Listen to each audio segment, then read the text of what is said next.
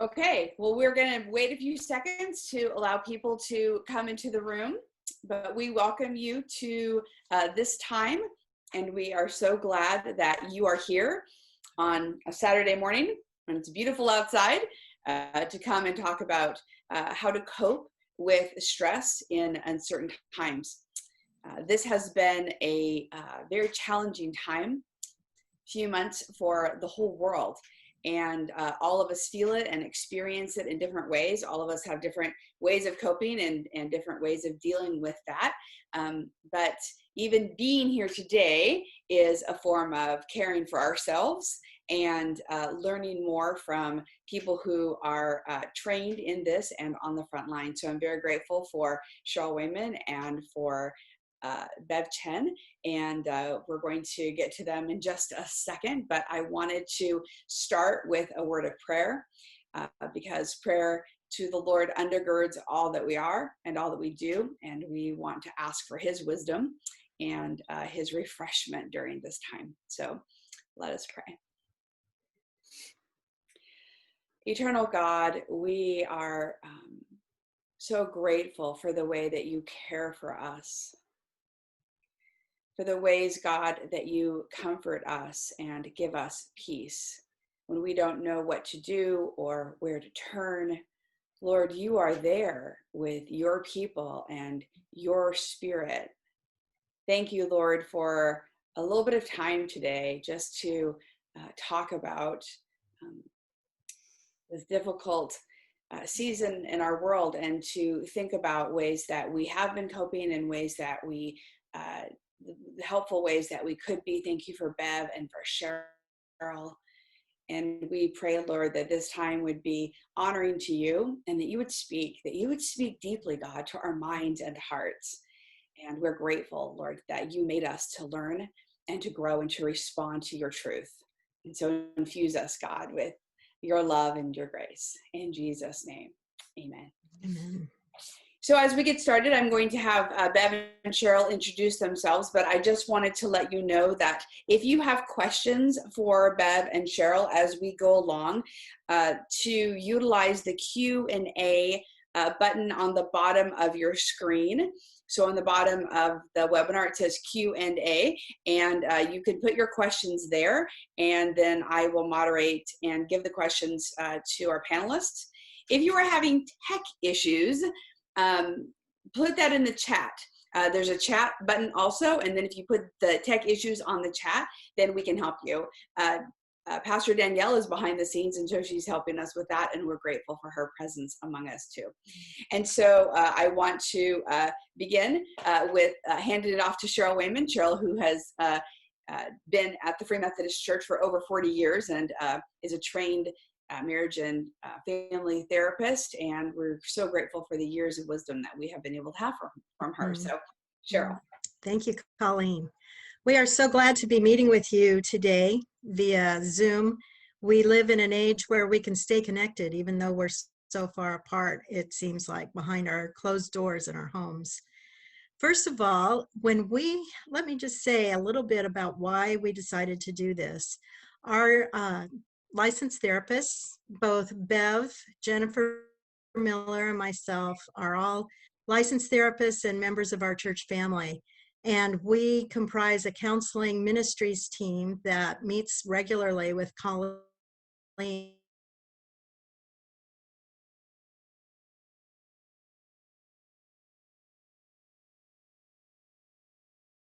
best to reach out with emotional, relational health. And so as we were talking about, a month ago,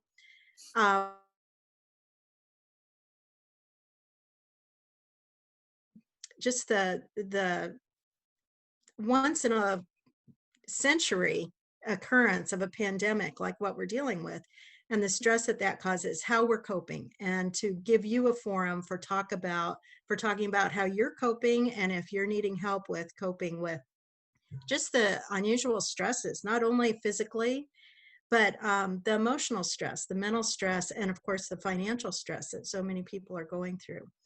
So we decided to offer this panel for you and for you to have your questions submitted and have a time of discussion that we could really talk these issues through. Little did we know that 2 weeks ago, when George Floyd was murdered and the that you've seen on your nightly news, that's a whole other layer of stress and the issues of racial justice and police brutality and the pain and suffering we're seeing on this whole other level has added to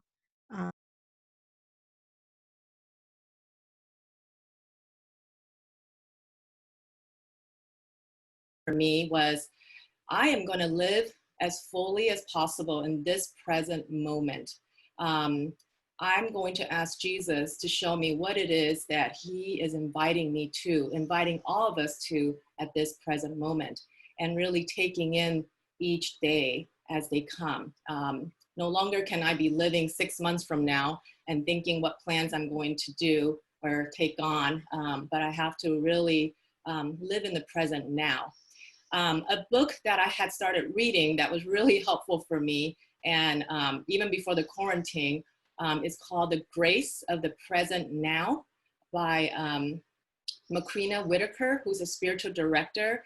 And I have just really appreciated this whole idea of how God's grace flows in the present, and how I can wake up each morning and be more alive, knowing that he is here right now with us, with me.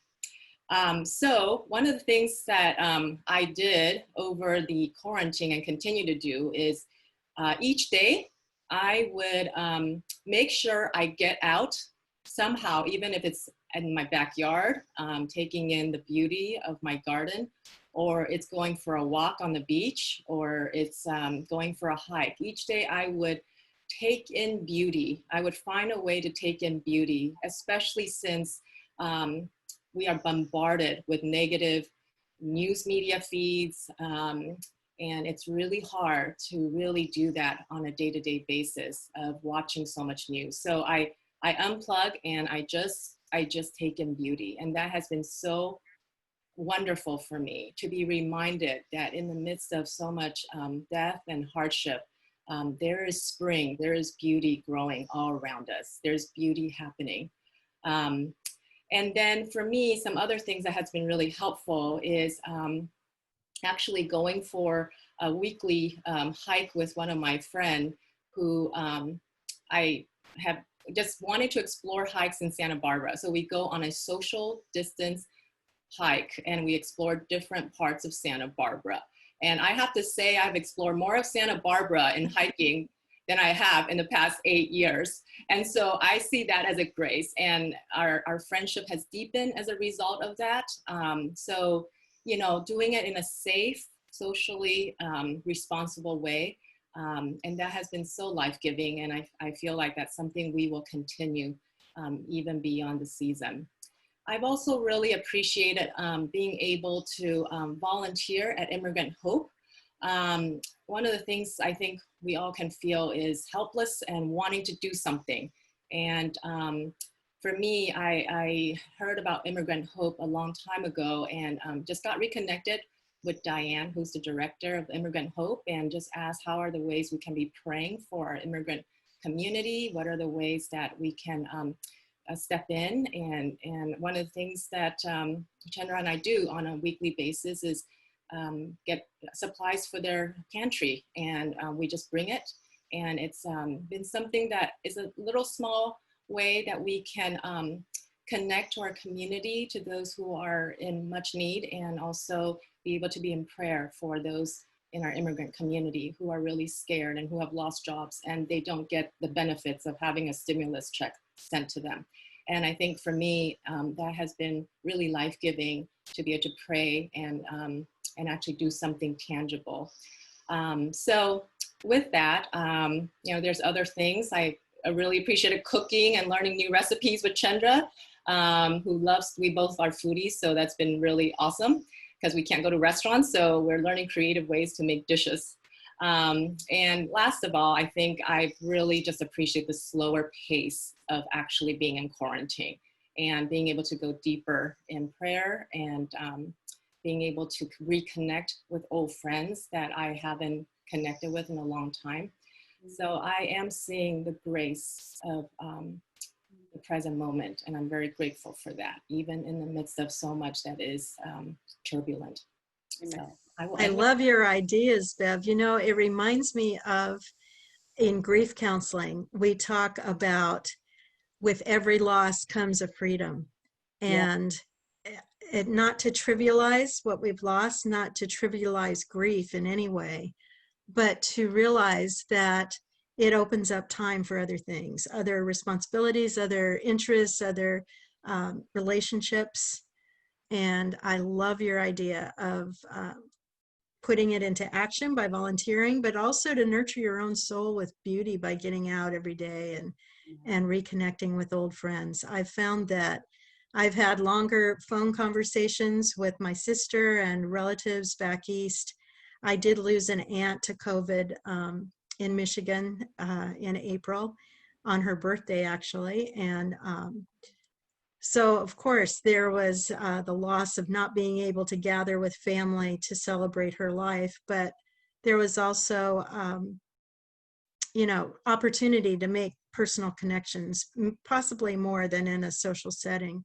So yeah, of course there are the losses, but there are ways that we can find ways to redeem those things, and an unexpected joy on the other side. Great. So we actually do have a first question. I just want to invite everybody, though, to, if you have a question, to go ahead and type it into the Q&A. And so I have some questions that I brought, but if you have questions, please make sure that you ask them. Bev, someone wants to know if you are an expressed introvert, as Cheryl alluded to, or are you tend to be an extrovert? I'm kind of in the middle, actually. I have to be honest. I mean, I think that I really do need people connection, but I prefer one-on-one, which is more life-giving for me than being in a group. Yeah, I mean, I think I do need my introvert time to process things, but I also realize how much I really do love being able to connect with people. And so even during this quarantine, I was like, Chandra, when can we have a social distance meal in our patio with friends, you know? Like, so yeah, so I'm kind of both. So, but I can understand the extroverts, yeah, and the introverts. Yeah, for whom this is just really painful. Yeah, it is really hard for extroverts. I work with extroverts, and it has been so hard for them. Yes. Yeah. Okay, so I have a question. Actually, this is a little bit from me. Just thinking about, you know, how this has been for me. I have found it particularly stressful in some ways. You know, we had the lockdown and you know, kind of we got used to that, and now there's this whole opening thing that's happening, and you know, some people see it differently than other people do, and there's, you know, contention about masks and what is social distancing, and you know, I mean, the politics of it, and it just has felt really stressful and kind of added to the uncertainty and the stress. And so yeah, so just want to know from you guys, you know, what are some helpful things for us to, I don't know, take care of ourselves in that time, and also, you know, when we have friends or relatives who think differently about what it means to open back up, or, you know, go places or whatever, how can we cope with that? You want to take that, Bev? I think you should start, Cheryl. I've been thinking about this and mulling it over, and still I don't have the most like concrete answers, but I have some thoughts. But okay, well, I'll share my thoughts too.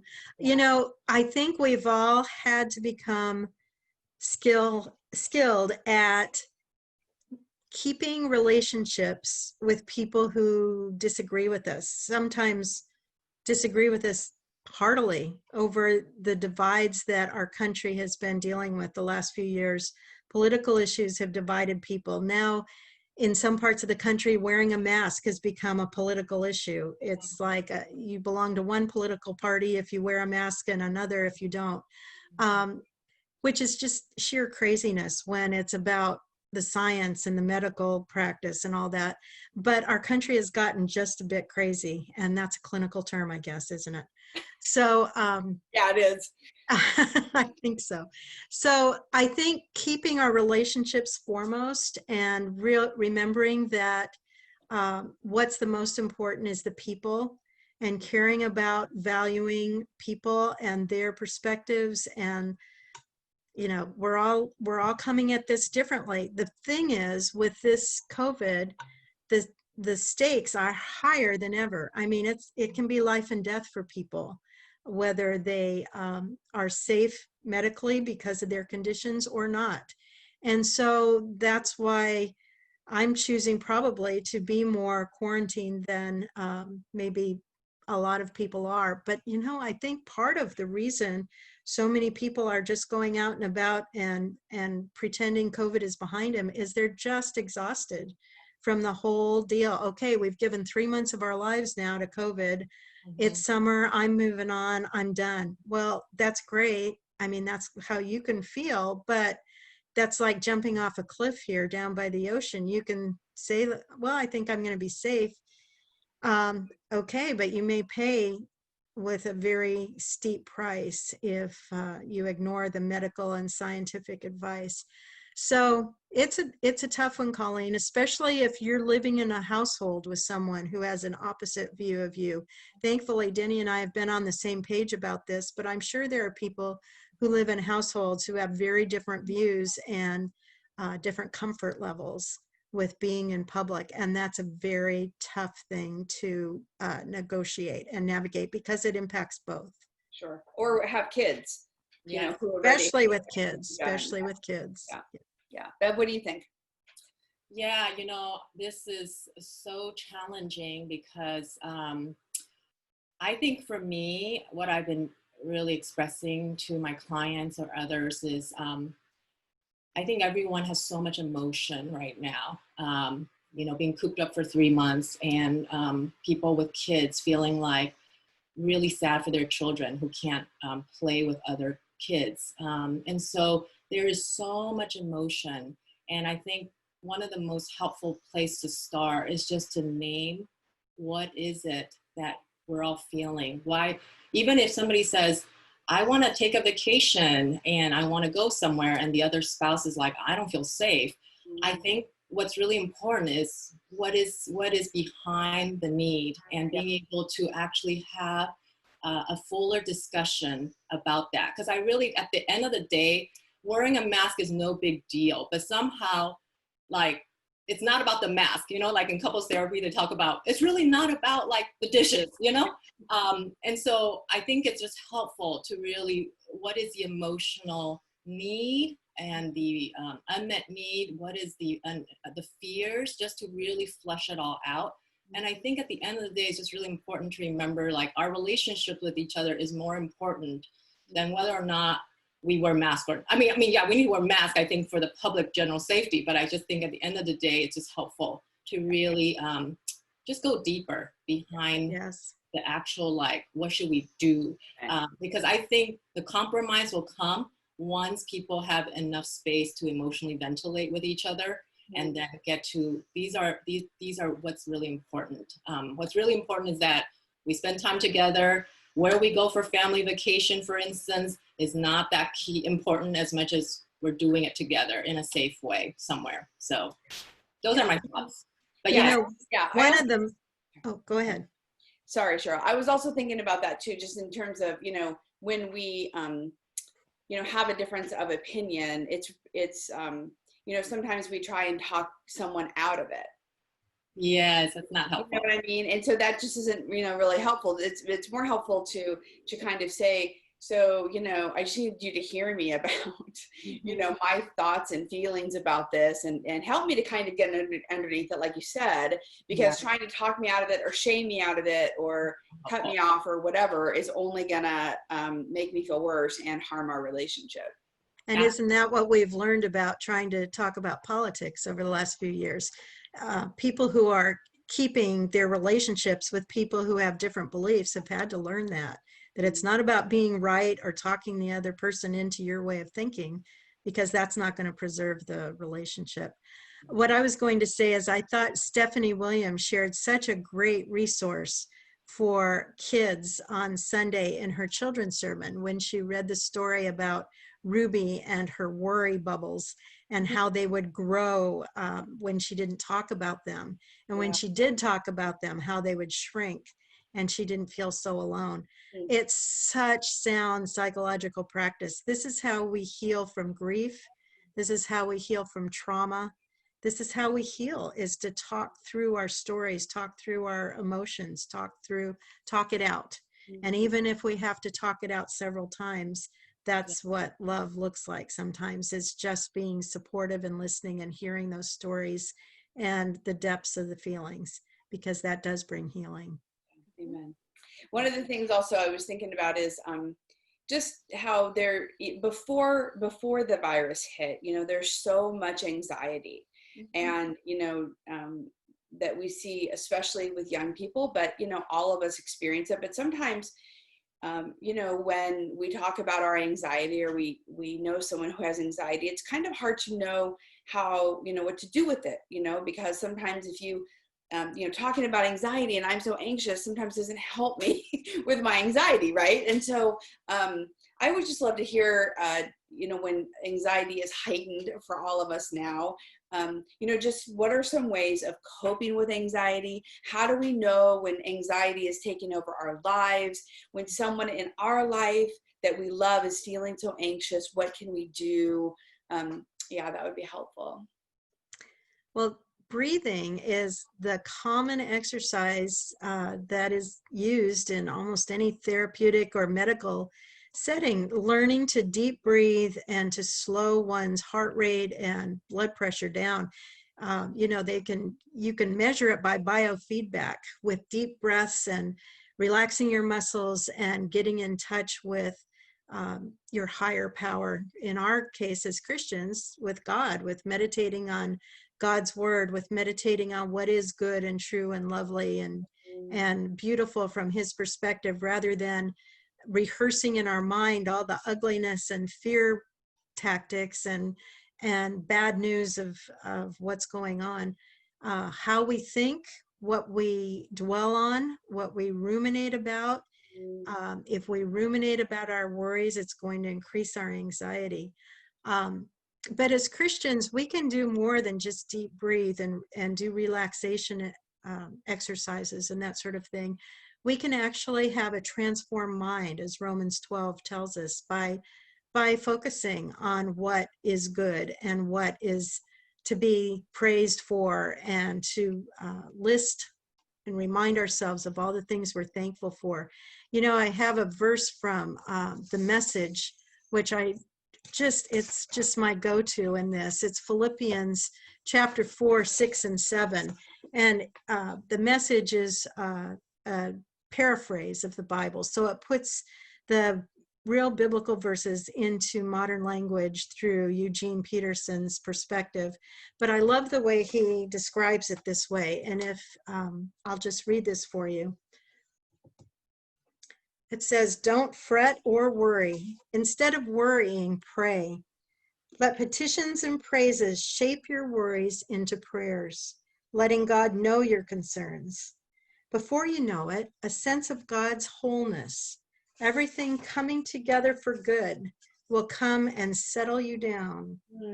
It's wonderful what happens when Christ displaces worry at the center of your life." And, just as an aside, when I am awakened in the night, I have learned to take that as a need for prayer. So I start praying for the people that I know need it, especially right then. And it is a much more productive way to spend sleepless moments than just laying there worrying.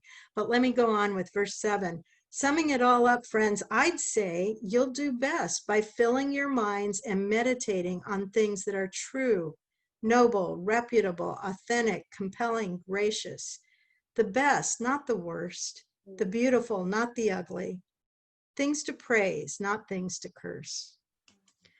I just find that so practical and effective in my life when I realize I'm worrying about something, to turn it into prayer, and that God has a much bigger plan and a much bigger perspective than I have.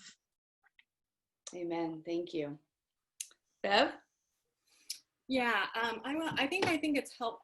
Totally appreciate what Cheryl has said. I think oftentimes people just need to understand that there is a difference between stress and anxiety. And I think one of the way to best think about stress is that it is a physiological response to something that's an external threat, external change.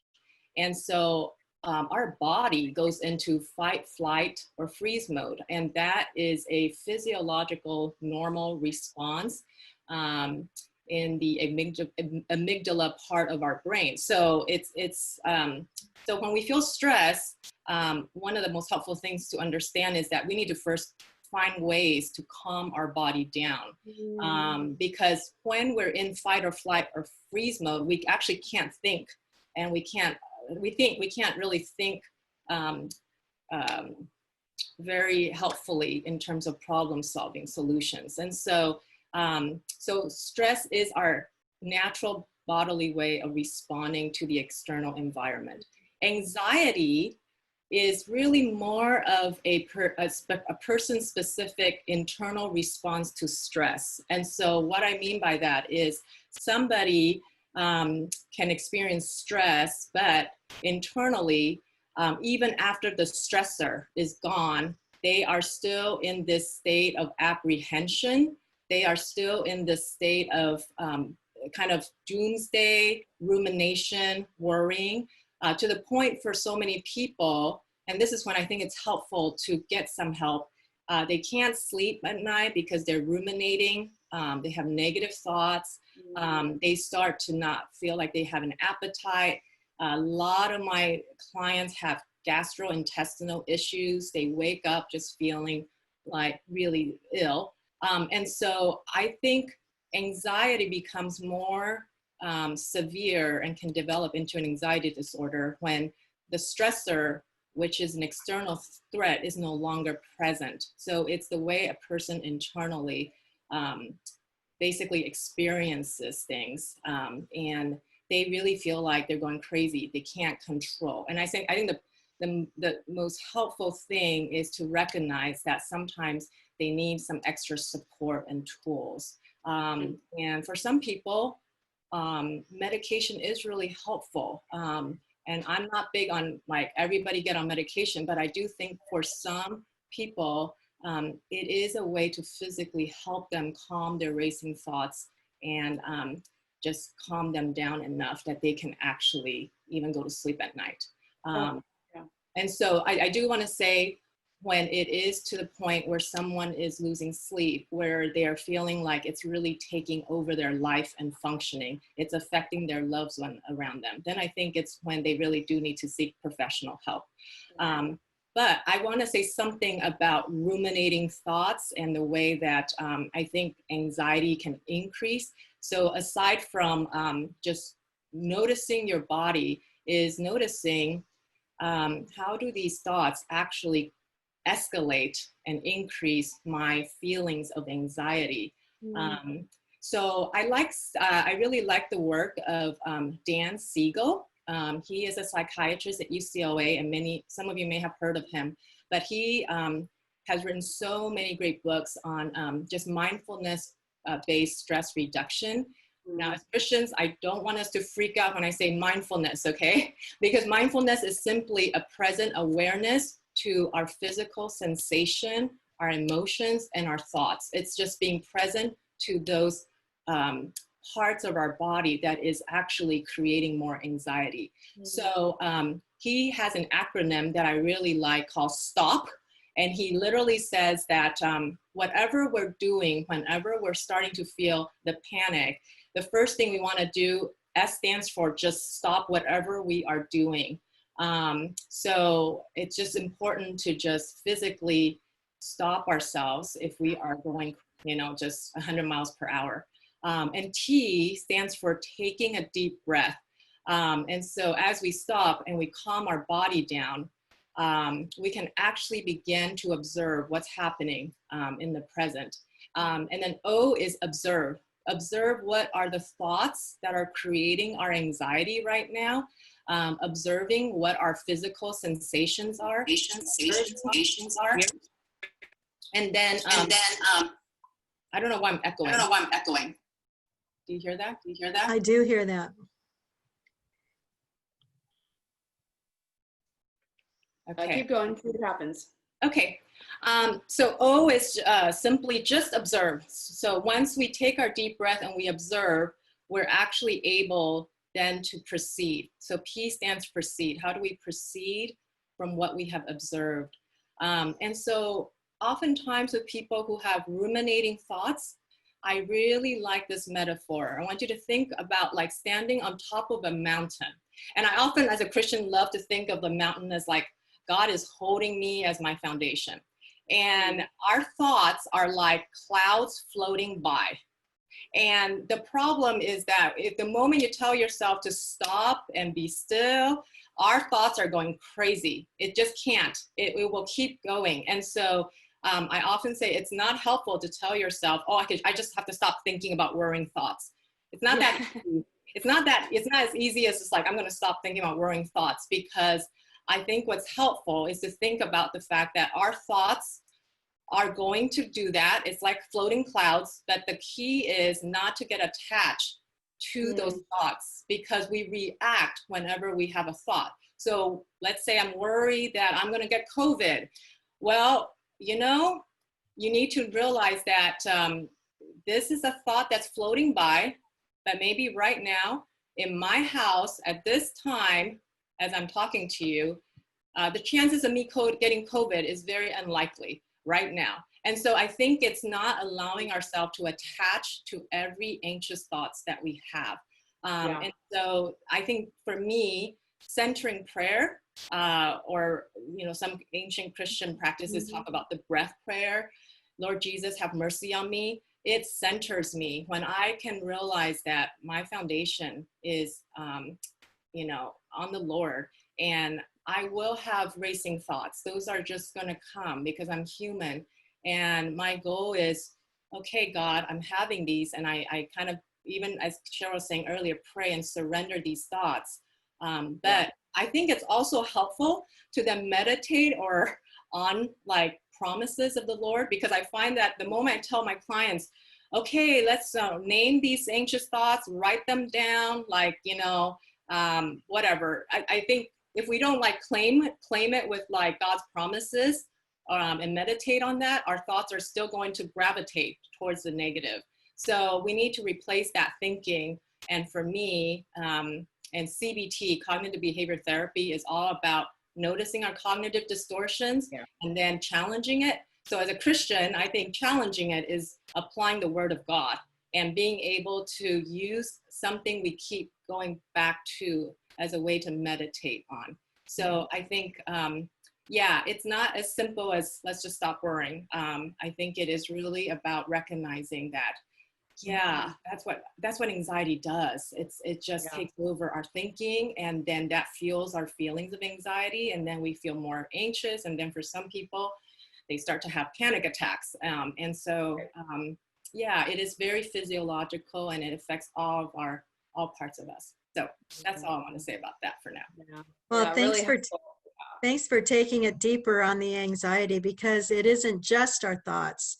But I think for people who aren't in an anxiety disorder state, or having problems with eating and sleeping and some of those physical reactions, a lot of it is capturing our thoughts. But for sure, a panic attack can feel like a heart attack, and it's serious. It needs to be treated.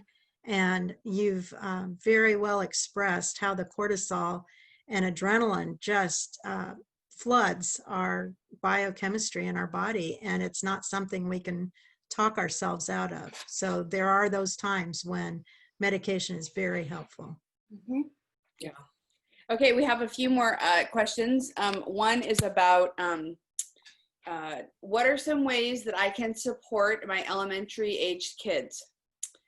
What are some tips when talking to them? I wonder about the long-term impact of distance. You're getting too close when they aren't able to freely play or create if they happen to see a friend when we go out as a family, or when they see their friends who aren't in multi-generational households get together. So you know, I'm really sad that we don't have Jennifer in on this conversation, since she has a 9-year-old daughter, and I'm sure she's had to come up with a lot of very practical ways to address this very question. But I can tell you a little bit of what my kids and grandkids are doing. My grandkids are all in elementary, except my oldest, who's now in middle school. But for instance, this morning they're taking a family bike ride with another family. It's a way that they can socially distance and still see their friends. And it's not that they're taking a bike ride with their whole class. This is one family that has been very careful and been quarantined and that sort of thing. So I think all of us are having to make choices about who we are willing to even be exposed to in a socially distant way. My 8-year-old granddaughter has spent a lot of time, she's very much an extrovert, and she has spent a lot of time doing FaceTime with her friends in her class, because she needs that contact with her friends. And so there are ways that kids can still have contact with friends that aren't dangerous for their health or for the rest of the family. But this has got to be the hardest assignment of all, to have kids at home, the schools closed for months at a time. I was just reading a report on BBC this morning. There's been a new study by some researchers in the UK on the effects of long-term quarantine on adolescents, and they're calling adolescents 10 to 24. So that's a huge age span. But their definition of adolescence is when kids prefer the company of friends to their parents. And so whenever that social adolescence hits, and of course it's different for every child, but they were saying that adolescence is such a time of intellectual and mental growth, brain development, that the lack of social interaction, that's what they're studying, is what does it look like to lose several months, which is a long time in an adolescent's life, of that kind of interaction with their friends. And that what they're finding is increased anxiety, as we just talked about. They're finding some problems with learning and memory. So it is important to keep your kids connected, if not through technology, through safe social distancing with some friends, so that they can continue to have those relationships. What other tips have you both found? Yeah, you know, I think it's been hardest for families with very young kids. Talking about preschool, I have a niece who's 4 years old, and her sister's 7. And the toddler age is even harder, I feel, because they don't understand, why can't I hug, you know, grandma or whatever, you know, and I think physical touch and physical play is the way that they thrive. And I have to say, my first emotion is just, it's been really sad for me to watch that, and to not know how do you explain, like, you know, COVID, but it's still hard because they want to get physical, they want to touch. So I think as parents, I think it's to first acknowledge that has been hard, that you grieve for your children, and I think finding ways for them to get out. I think getting out is really key too, not just being cooped up in the house. Yes. Honestly, 4-year-olds cannot stay tuned up to Zoom. That's just not healthy for their brain development, you know? No, it isn't. So I just want to say, get them out, get them to the beach in a social distance way, play. I took my nieces to the beach the other day, and they just glowed, just because they could be out and about playing in the water. So I think exercise is helpful. and finding ways to just help them get their energy out. So I wish I have more concrete things. There is and it's called the Institute for Girls Development in Pasadena, and they offer a lot of support for parents with young kids, teenagers, and I'm happy to just say that that might be a website you want to go to. They're even offering summer groups for adolescent girls and parents, and so they do a lot of good work with kids through adolescence and parents. It's called the Institute for Girls Development. That's helpful. Thank you. Mm-hmm. Yeah, you know, I actually have talked to a few of our kids from the church in this time because they wanted to, or because their parents thought it would be a good idea. And I think sometimes that is a helpful thing. You know, always, I mean, of course, children take on our stress. And sometimes we can forget that they're absorbing our stress and absorbing you know, our anxiety about something. And so always making sure and touching base with them and talking to them about how they're doing is an important piece of it. And also, you know, having them talk to other adults in their life about, you know, if they're feeling something that they want to express and talk about. And so, you know, I just think that we just have to make sure that they are doing the same things that we're doing, you know, in terms of self-care and checking in, especially, you know, they're little souls. Sometimes we just assume that everything's fine, and sometimes it's just not. So. Well, one thing I really have to thank you and the other church pastors for is the children's sermon, the highlights every Sunday. I think that's been such a life-giving way for kids to have a spiritual connection, to be included in the body of Christ. And your services on Sunday, your whole pastoral staff, and particularly your sermons, Pastor Colleen, have been amazing. It's been very intimate, like a fireside chat, and those have been very life-giving. So for the kids to also have it given at their level, I think has been a real gift. Yeah, I love that. Good. We have a question here about EDMR. Oh, EMDR. EMDR. Okay, all right. Okay, EMDR, and whether it's good therapy. I want to say that EMDR has been shown to be very helpful to dealing with trauma, and not just trauma, but also with pain, people struggling with physical pain.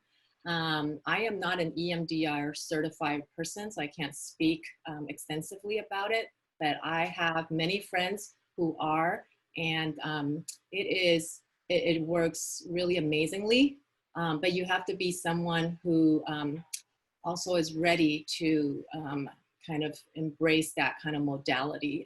It's different than just plain talk therapy, but it has been shown very effective for certain people with especially past history of trauma. And anxiety and depression has also been very helpful. My colleague does it with people with social anxiety, and they found that it's been really helpful as well. It definitely is a faster way to process and reprocess trauma. And if you are interested in, I would say if you are interested in EMDR, I definitely have recommendations of Christian therapists who does EMDR. Georgina DeHill is fantastic, and she just raves about it, and she goes to Santa Barbara Community Church. But she's. And can you just explain just like a sketch of what it is for people who don't know what it is? So it's a process. It's a EMDR kind of like is a way of reprocessing your brain. So sometimes they do this like tapping, or they do this eye movement. So there's a physical stimulus. I mean, you're fully conscious, but it's a way of helping your brain circuitry reprocess past memories and trauma faster. And so they will do tapping. Sometimes they will do eye movement. They might do some sort of noise, like a gentle noise, but but it's just one way of reprocessing. Cheryl, do you want to say any more about that? I think you covered it well. I was just going to say that at the end of our discussion here, we will have our resource list put up in a slide, and you're welcome to contact our referral network, and I can give you phone numbers for these people that she's talking about, specifically Georgina, who she mentioned. Good. Okay, so I just have one more question, and maybe you have other things you want to talk about, but what are some not helpful coping strategies that people do, and maybe not even realizing that they're doing it to cope, or they know they're doing it, but they don't care? So what would you say about that? Oh my goodness, there's lots. One is, I'll just mention a couple of examples. One is, I was just reading a study that alcohol sales have gone up 50% retail, but online alcohol sales have gone up 250%. Wow. And you can understand why. It's one way people cope with their anxiety or their loneliness or their isolation, and they don't have to report into work, so it's unlikely that they'll be discovered.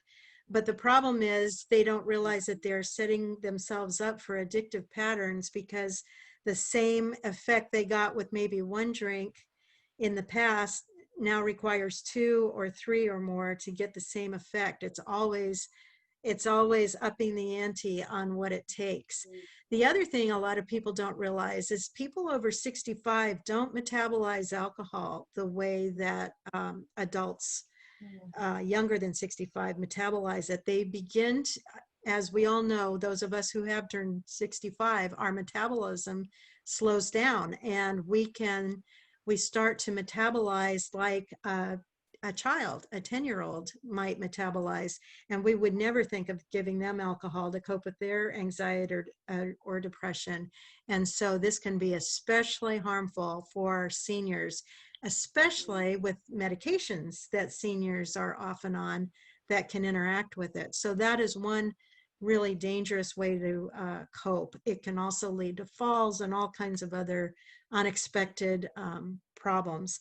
Another one we've all heard about, the eating and people putting on their quarantine 15 or whatever it is. Some people, whatever. Yeah.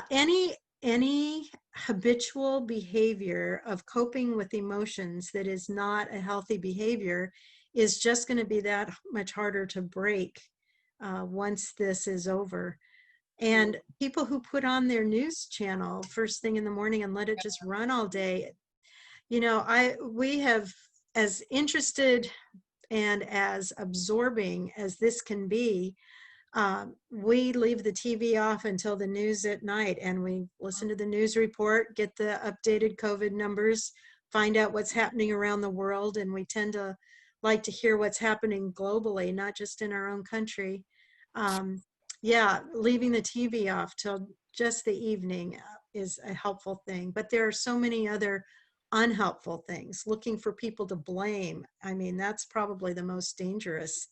Members of the community in different cities were blamed for bringing the COVID. This is not the blame of any group.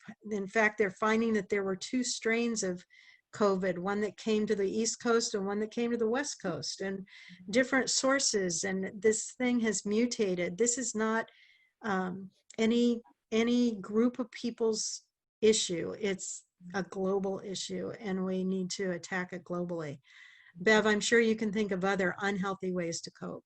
No, there's tons of unhealthy ways to cope. I think that anytime you start to withdraw, obviously we are in quarantine, and I know we might be isolated, but we are not without support. And I think I just really want to emphasize that when we numb out, meaning through alcohol, food, TV, binge watching, anything that we do to numb out feeling what we're feeling, And then we start to withdraw from people, and we want to just completely shut down. I think those are big triggers of just more problems later on, because we are social beings that need to connect. That's how the Lord created us. And also we are emotional beings. And so we need to connect and process things with people and talk it out, rather than suppress it and numb out, because the numbing out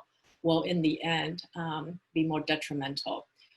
So with that, I think I just want to encourage you, if you need support, to reach out to other people. And we in the counseling ministry, Cheryl, I, and Jennifer, and all the pastoral staff, we are here to support you. We're all in this together, and we all need it. You know, people often ask me, like, how do you do it right now as a mental health counselor? Because you need support. And I'm like, oh yeah, I sure do. And I make sure I reach out, you know, I make sure that my husband hears me out when,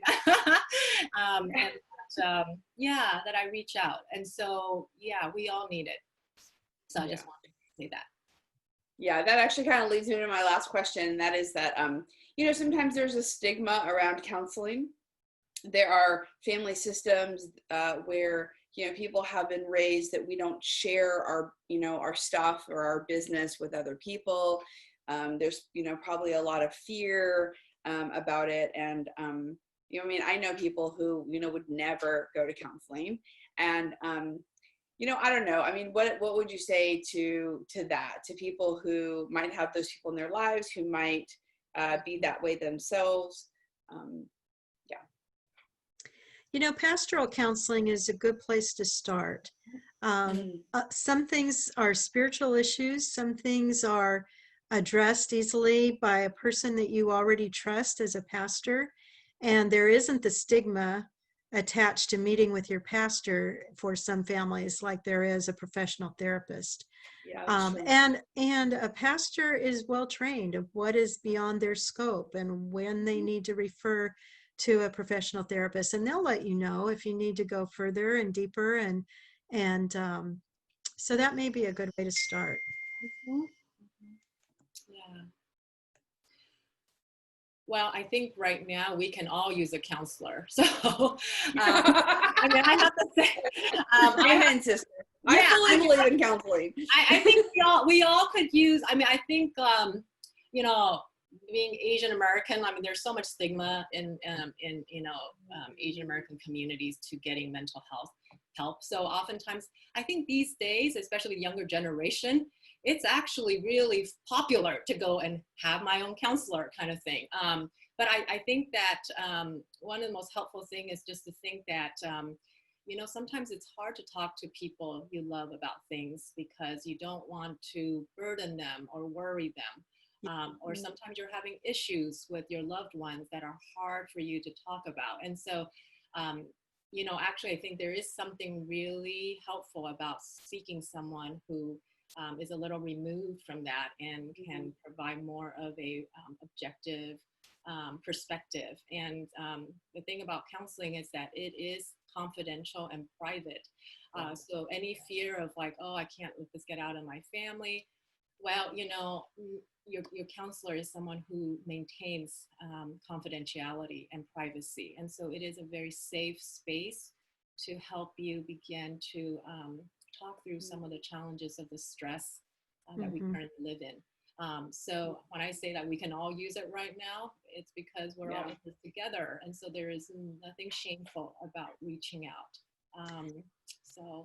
And I think that we would be remiss not to talk a bit about people who are living in stressful households when their main source of anxiety isn't COVID or what they see on the nightly news, but it's the stress of a bad relationship or a dangerous relationship or an abusive relationship. These are certainly situations where we have to reach outside the family and outside of our own resources in order to be safe, just at a very basic level. We're going to put up on the screen, as I said, at the end of this program, not only ways to get in touch with myself and with Bev and with Jennifer, but also a couple of phone numbers in case there are things that you're concerned about in terms of abuse for children. There's a number called, it's CALM, which stands for Child Abuse Listening and Mediation. And then there's the Domestic Violence Solutions number. And these are counseling resources that are available to us. Maybe not specifically from a Christian perspective, although you can always request a Christian counselor no matter what resource you access. And who knows, they may have one on staff, which would be an unexpected blessing. But they definitely would know how to keep you safe, get you connected to a safe living situation if you need to get out of the living situation in which you're in. So this is a whole other layer of the stress of this situation. Yes. Thank you for sharing that. Yeah. Yeah. We have to remember there are other things going on besides COVID that are also Right. very stressful. You know, people without jobs, right? People who are dealing with just normal health issues, none related to COVID, you know? And so there's a lot on top of COVID. Yeah, Yes. that's right. And, you know, I think that, I mean, I tell people that therapy can be a part-time job because sometimes it's a lot of work. And I think that sometimes that can, you know, people are like, I'm already exhausted. You know, I don't really feel like I can do, you know, more work. But I also think that sometimes we just think that it's going to get better. You know, but without some kind of help, sometimes it just doesn't. And so I am a firm believer in counseling and getting help. So, okay, well, any last thoughts before we put up the slides of other resources? I was just going to say that when we fool ourselves that we'll wait things out and let them get better, things never stay the same. And they usually get worse if it's a difficult or a problem. So yeah, the sooner you can intervene, the more effective it can be.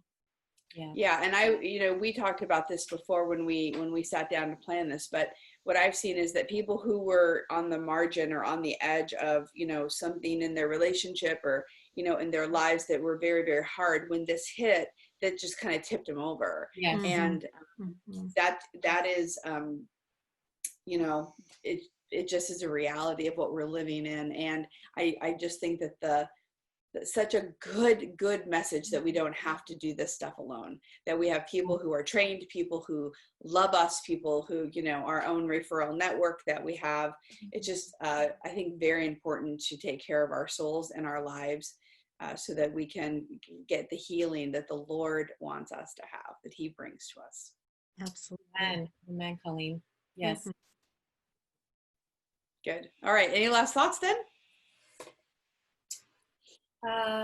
No, but I just want to say thank you to Colleen and Danielle, who's in the background, setting all this up for us, and really how much this church really wants people to know the Lord and to be well holistically. And so thank you for the pastoral staff team for putting this on.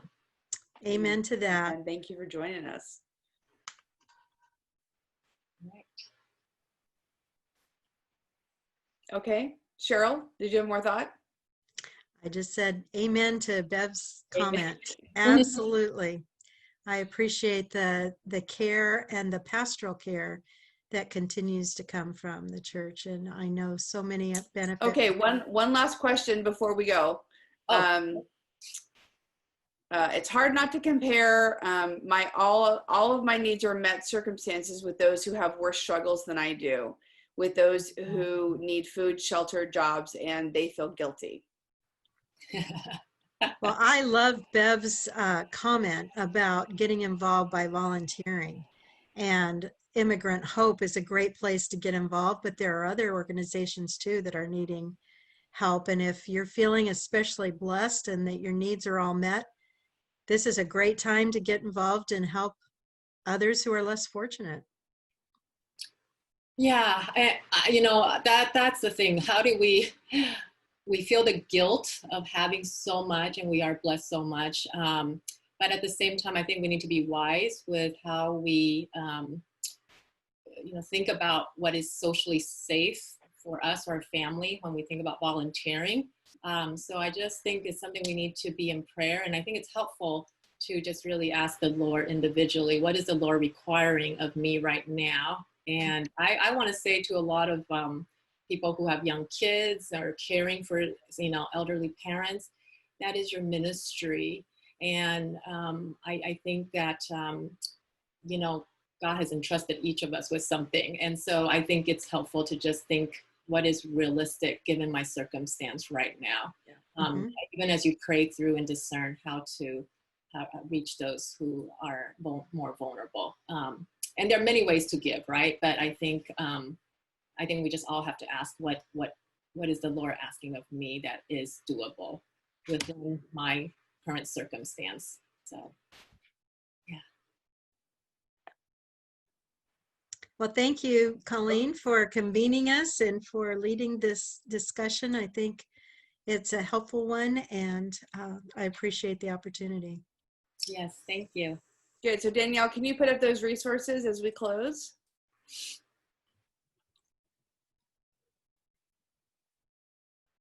There they are. Excellent. Good.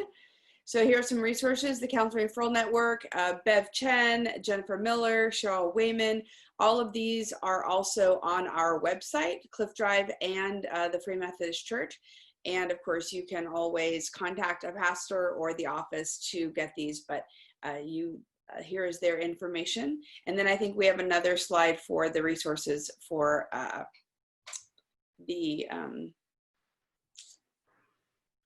there's CALM and domestic violence solutions. Excellent. So yeah, I actually referred someone this week just because they had questions about someone in their life. And both of these organizations, it doesn't have to be like you are the person in crisis. You can call them and you can say, I have a friend or a relative and this is what's going on. Can you help me know what to do? And they will absolutely talk to you. And they're just very, very helpful. Yes. Good. Okay. Well, Bev, will you close us in some prayer? Sure. Lord Jesus, we are so grateful that you are our refuge and our anchor in these troubled, chaotic times that we live in these times of great uncertainty, God. We are so grateful that we have an Abba Father that we can call upon, who draws near at every moment and continues to walk with us and remind us that you are in control, you are at work, and that this is not the end. And so, Lord, I pray that your word of life would continue to minister to each of us during these times of uncertainty. I pray, God, that the deeper things that you're doing in each of us through this challenging time would bring us closer to you and would be liberating and more freeing. I pray, God, that you would continue to use Free Methodist Church body to minister to so many who are in need of comfort and your loving touch. And so, Lord, I pray you will continue to bless all the pastoral staff as they continue to make decisions about what it looks like to open back up. I pray, God, for each of us in the congregation, that you will continue to help us, God, to seek you in these troubled times and to find your wisdom and guidance as we navigate through what it looks like to open back up, to go back to work or to return to school. And so, Lord, we thank you for your faithfulness. We thank you that you are our hope and our rock. And so we ask for just a deeper sense of your Holy Spirit at work in our lives during these times. In Jesus' name we pray. Amen. Amen.